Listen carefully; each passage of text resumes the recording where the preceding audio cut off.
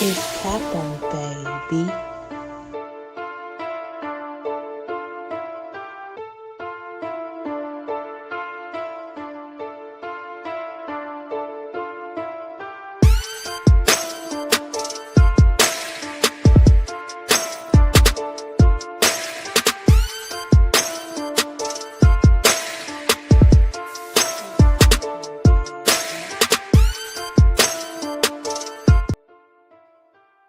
What is up, everybody? Welcome to another episode of Crunch Time.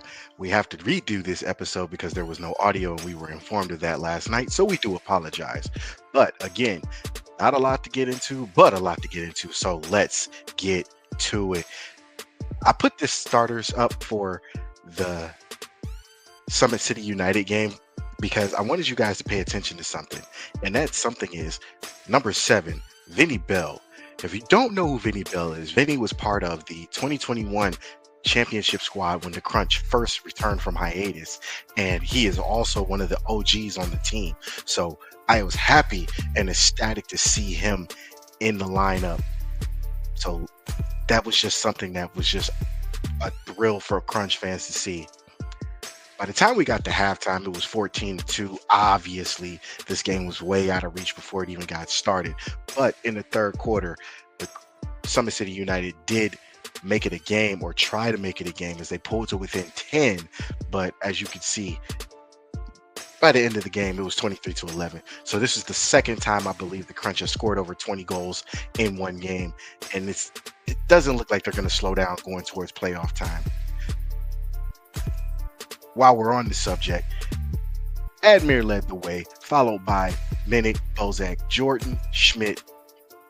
Vinny scored, got back in the lineup. Najar, Roberto, Blackwood, Matemwa, Lansky, and Pinto. So that means 16, count them, 16 different Crunch players scored a goal this past weekend against the Summit City United. And of course, Admir was man of the match. Was there any doubt after scoring 5 goals? Who could blame him? Some scores from around the MLIS while we're thinking about this. Toronto beat Chicago 8-5 and Amarillo beat Colorado 8-2. Now, the reason I'm bringing this up is because when you look at the standings, Cleveland already is not going to, it's obvious Cleveland's not going to let go of the standings in the number 1 spot. They are gunning for a regular season title as well as a league title. But with Amarillo winning and with Toronto winning, they are chasing and fighting for that number 2 spot. The thing about this is at number 4, the Omaha Kings. The Omaha Kings come in on March 15th to play Cleveland, and that's going to decide who takes that number 4 spot should the Kings lose, because right behind them is PAL Chicago and the Chicago Mustangs. So both Chicago teams are fighting for that 5th spot, because in the playoffs, 4 and 5 go at it to make it to the finals. So this is going to be something that we have to keep an eye on, because this is going to be one of those things that you gotta, make sure that the Crunch don't slip up. Not that they would, because obviously Coach Manfoot has them in the right direction. Vinny Bell's returning, so a lot of the guys are returning from injuries, and we are seeing the OGs come and help out from time to time. And with that, again, the Crunch are off this week, March 8th, but they will return back to action at home for the final home game against the Omaha Kings March 15th at 7 o'clock. So go get your tickets now, because that's going to be a big one leading up to the road trip in Chicago on a back-to-back. I'm not one to say this, but if the Crunch keep playing the way that they're playing, I don't think there's going to be anybody to stop them come championship time at the Wolstein Center. It's looking bleak for those behind the Crunch. And I'm not saying that it's not a knock on anybody, but if you've seen how the Crunch have been playing since their loss against Toronto a few weeks back, these guys are serious.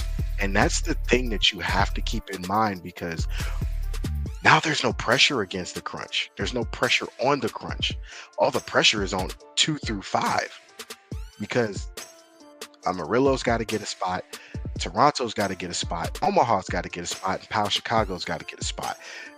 The Crunch, with the win against Summit City United, have already clinched the playoff spot. It's just they have to finish out the rest of their schedule to see if they're going to get the number one spot, which I'm already betting for. So, again, this is one of those things where you got to pay attention and keep an eye on it. But I don't expect the Crunch to slip up.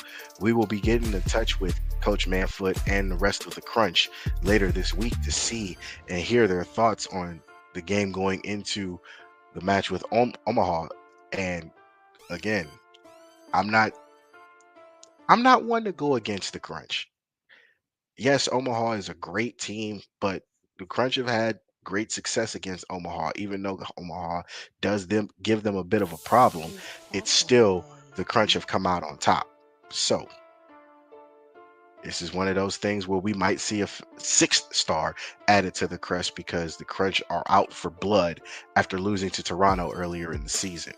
So, with that being said, that is it for Crunch Time Recap. I am Mel saying we will see you guys later.